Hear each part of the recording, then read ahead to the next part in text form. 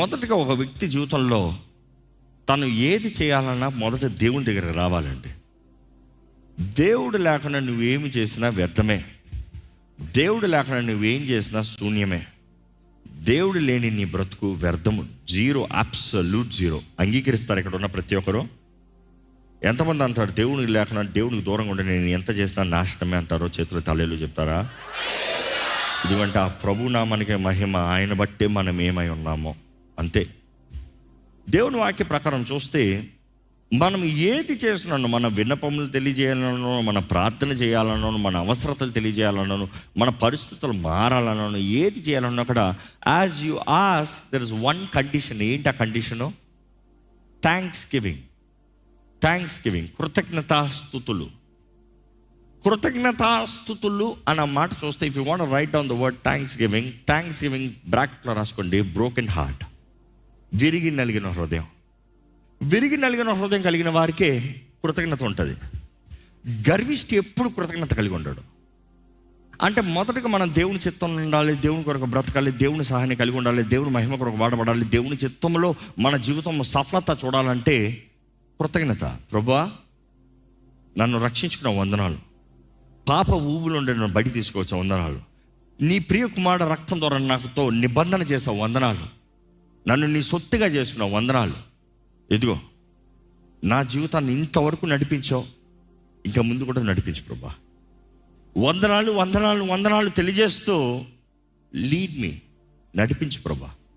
ఈరోజు ప్రభుని అడగాలంటే విరిగి నలిగిన హృదయానికి మాత్రమే దేవుడు దగ్గరకు ఉంటాడండి. గర్విష్ఠులకి దేవుడు దూరంగా ఉంటాడు. గర్విష్ఠులకి దేవునికి అసహ్యం. గర్విష్ఠ అంటే ఏదో పెద్ద యాక్టింగ్లో, ఏదో పెద్ద మాటల్లో అక్కర్లే. గర్వపు హృదయము, గర్వపు కార్యాలు కాదు, గర్వపు హృదయము. ఇంకో మాటలు చెప్పాలి, గర్వపు తలంపులు, ఐడియాలజీ. నాకు తెలుసులే, నేను చేస్తానులే, నాకు వచ్చులే. ఈసీ ఐఎమ్ నాట్ సేయింగ్ నాకు తెలుసు, నాకు వచ్చు, నేను చేస్తాను అన్న మాట అనకూడదని చెప్పలేదు.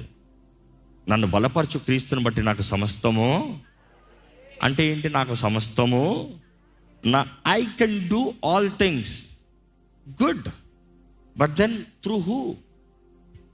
Not by myself, through Christ who strengthens me. క్రీస్తు నన్ను బలపరుస్తున్నాడు కాబట్టి నేను చేస్తానన్నది తప్పు కాదు. నా అంతటా నేను చేస్తానన్నది తప్పు. నా తెలివి, నా శక్తి, నా బలము, నా అధికారము, నాకు కలిగిన తలాంతులు, దట్ ఈస్ ఫుల్. నన్ను క్రీస్తు బలపరుస్తున్నాడు, నా తోడు దేవుడు ఉన్నాడు, దేవుడు నాకు శక్తిని ఇచ్చాడు. ఇదిగో ఈరోజు ఈ శత్రువుల్ని నీ చేతులకు అప్పచెప్పాడు దేవుడు, నేను చుట్టూ చేస్తా. That is the attitude. నేను చేస్తాను, నన్ను బలపరిచే దేవుడు. అనేక మంది జీవితాల్లో చూస్తానండి, భయం అనే ఆత్మ వెళ్తూ ఉంది. భయం అనే ఆత్మ వెళ్తుంది. కారణం ఏంటంటే they have no love of God filled. దేవుని ప్రేమ వారిలో ఏమాత్రము లేదు. దేవుని ప్రేమ లేని ప్రతి హృదయంలో భయమే వెళ్తుందండి. ఇంకో మాటలో చెప్పాలంటే, మీ జీవితంలో దేవుని ప్రేమ వెళ్తుందంటే మీలో భయం ఉండకూడదు. I'm not talking about the emotion are the expression of fear. అంటే వేడి, అది భయం. సడన్గా అది భయం. That is resist creating alertness. నీలో ఒక అవేర్నెస్ని తీసుకొస్తుంది. నీ ఉన్న స్థలము, నీకు ఇవ్వబోయేది, నీ దేహానికి ఒక అవేర్నెస్ని తీసుకొస్తాం. అది కాదు, ఇంకోటి ఉంది, భయం అనే ఆత్మ. ఆ భయం అనే ఆత్మ, పిరికి తనప ఆత్మ, భీతి అనే ఆత్మ ఏంటది?